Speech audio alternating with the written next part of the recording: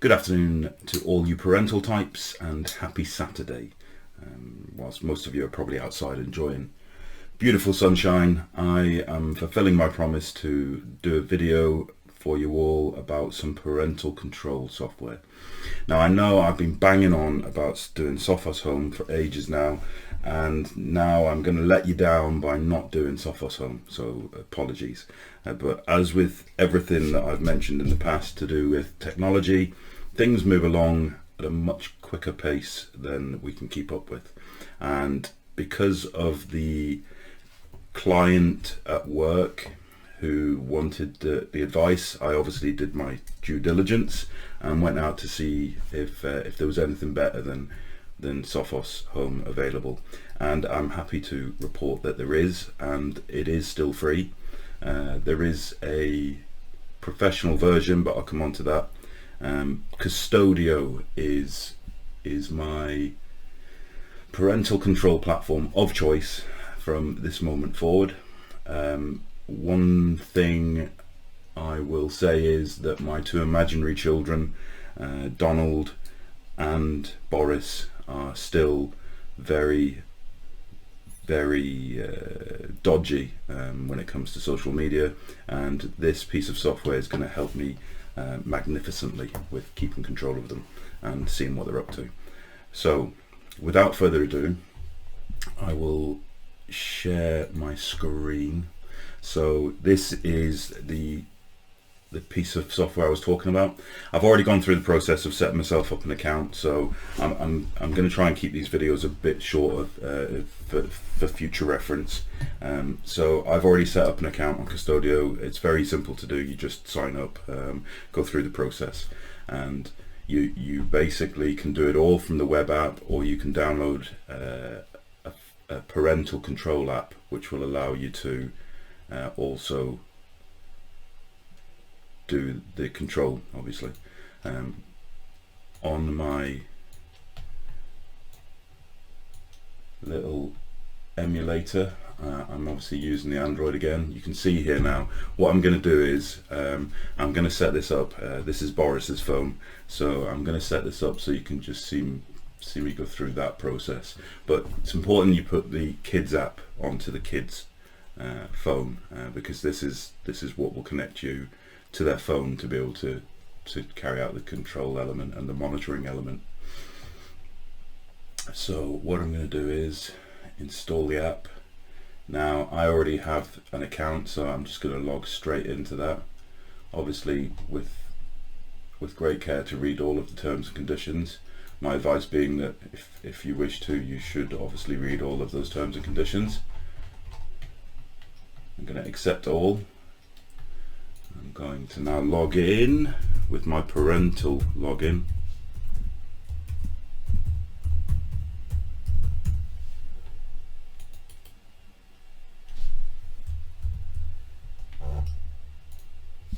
Hopefully, curse of the live demo won't. Yes.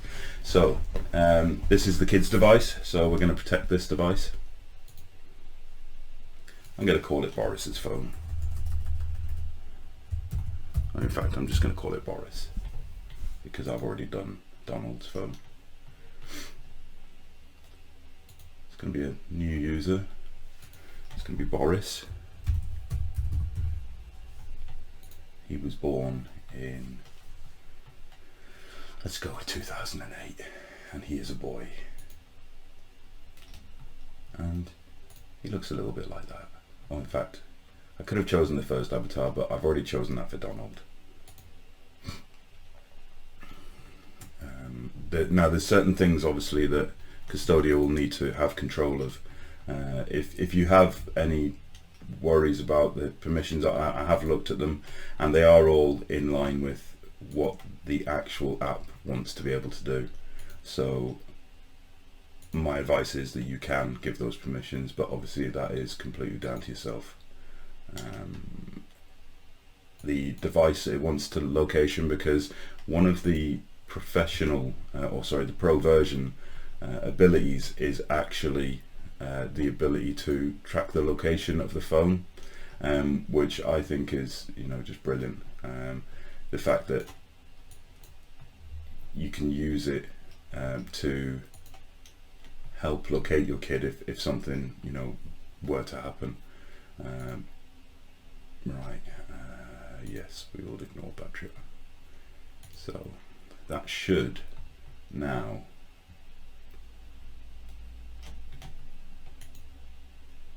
be installed.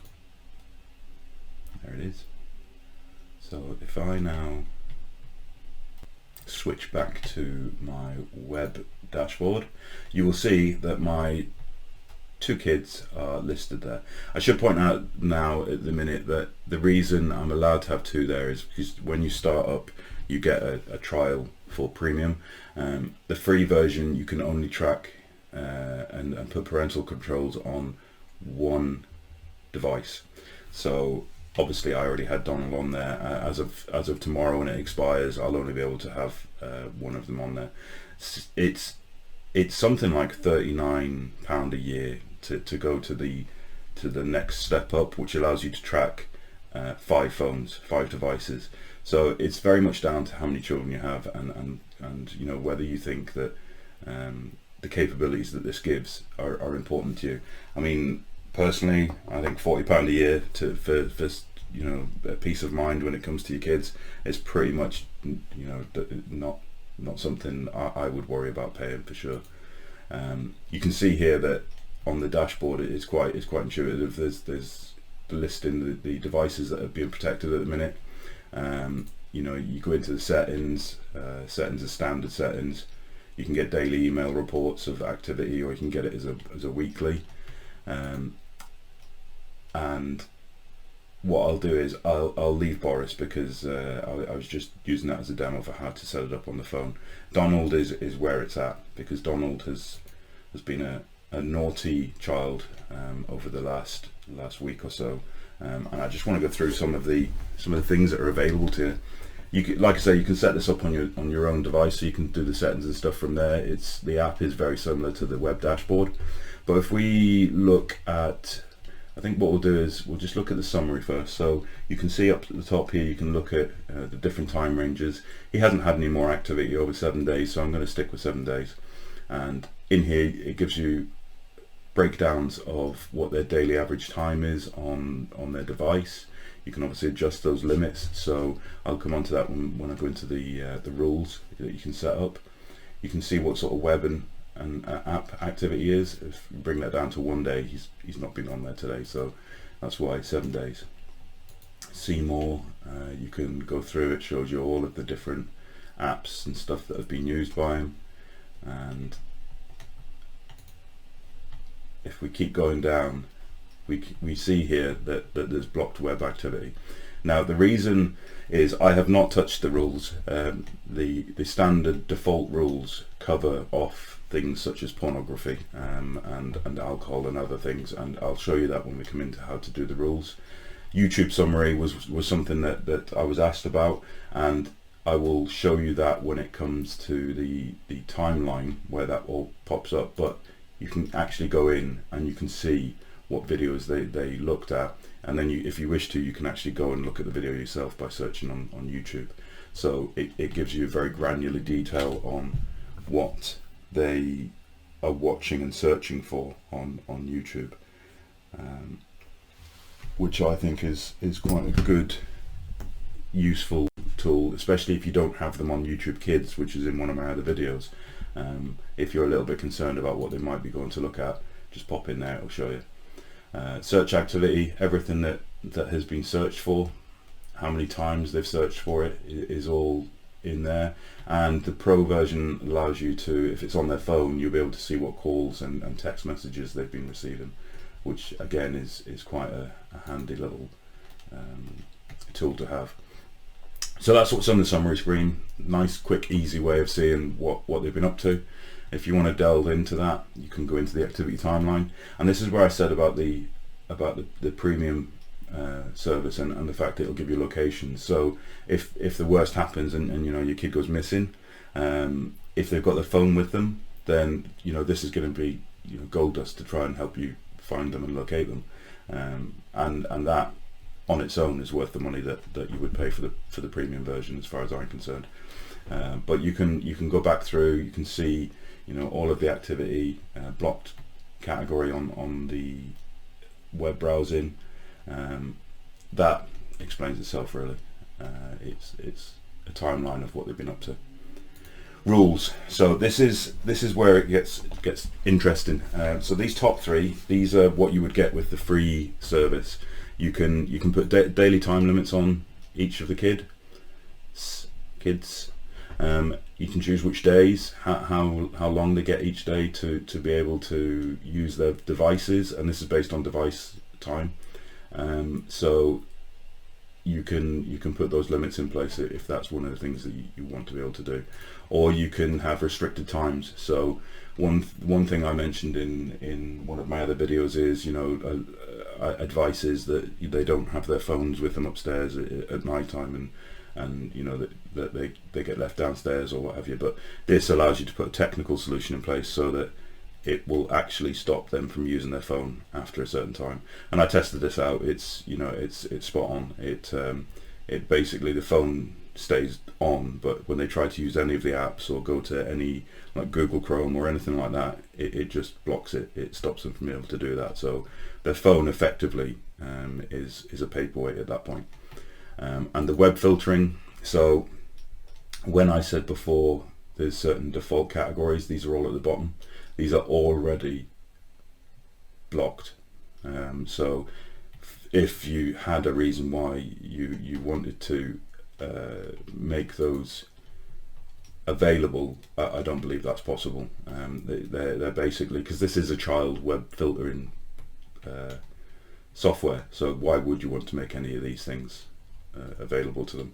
But say you wanted to add other things to it, like you don't want them for whatever reason to be able to go to news sites, you know, you can block that. Sorry, I just realised I don't have that turned on. So what I said before is rubbish, because you can actually allow it, but my point about why you would, it still stands. But yeah, if you want to add something else, say, you know, religion, you're not really interested about them having access to those sort of things, then you can block it, or you can get an alert to say that they've been on it, or you can just leave it on allow. They're standard, you know, that's what you can do. You can block certain categories, and then you can add sites that you want them to be able to go to. So you can put the site in there, put allow, and then save. Or alternatively, if there's a site that is uncategorized as such, and you want to add it, you can add it in there. And then the settings talks about, you know, blocking unsupported browsers. So this is so for your knowledge, there are like browsers out there that aren't standard ones, like your Google Chrome and your Microsoft Edge. There's things like Tor browsers and stuff like that, and bespoke browsers. So it will basically block everything that tries to go through those. Block unknown websites. That's what I mentioned about, you know, if you're worried about them going to sites that have been uncategorized, I would put that setting on. And personally, I would put that setting on anyway, because there's probably hundreds of thousands of websites that pop up on a daily basis, and they are instantly going to be uncategorized. So, you know, they're not going to be known. So why really do they need to go there? And if there is one that you do want them to have access to, you've got the exceptions to use there. Enforce safe search. It does what it says on the tin. It basically will limit the search results that they put in to stop them from seeing anything that's dodgy or harmful. And yeah, you want to know when they go to a blocked website, because obviously that's something that you probably don't want them to be doing. But if we go back to my activity timeline for our dear little Donald, and we go down, you'll see that, you know, there was an attempt to go to an alcohol website. There was also an attempt to go to a porn site, and this was purely for research reasons and testing the app. Donald didn't actually go there. I went there to see if it would block it properly, and you'd be happy to know that it did. I also tested it on incognito mode to see whether there were any workarounds or ways of getting around it, and you'll be happy to also know that there wasn't. So if we go into to viewing the detail, you can see here that it gives you a blurred screenshot basically of what it was they tried to visit. If for whatever reason you did want to actually view the site, then if you click on this actual image, it will take you to the website. So be aware that if you click on that, you will be taken to a porn site and you will see pornographic imagery. I have no need to do that. The child safety rating for this, not surprisingly, is very poor, and the trustworthiness comes down to the trustworthiness of that rating. So it's basically saying that it is definitely a very poor site for a kid to go to. But I mean, that goes without saying, right? Yeah, the extra abilities that you get are all sort of listed here. So as of tomorrow, I will pretty much not be able to use that. But you know, Facebook monitoring for Donald, it allows you to see what they're doing on Facebook. You can look down here and get extra detail on that if you go for the premium version. I'm not going to delve too much into premium version because it's not something that I will push, as in you have to have it, because you don't. The three options available on the free version, and as long as it's only one child that you're looking to monitor and protect, is more than enough. If you do have more than that, you know, then this is something to consider. And if there's call for it, I will do a bit more research on that side of things and do a future video.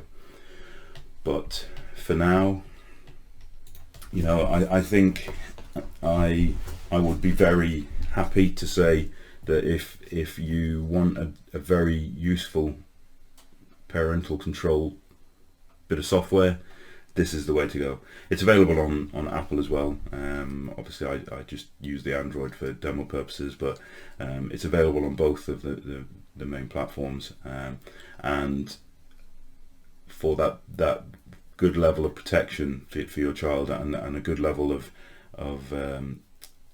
certainty that they're not doing stuff on their device that you don't want them to do, or at times using their devices at times when you don't want them to. I think this is, you know, brilliant. I think it's a good bit of kit, and you should definitely look into getting it if that's what you are looking to do for your children's devices. So yeah, I've rambled on for long enough, I think, on this one. I'm sorry it took so long to do, but we got there in the end. If there's any questions, comments, suggestions, drop them into the comments or drop me an email. Please remember to subscribe, because that helps get this detail out further and wider than me on my own just babbling on social media. And yeah, share it far and wide, and I'll see you on the next one. Thanks very much all. Cheers.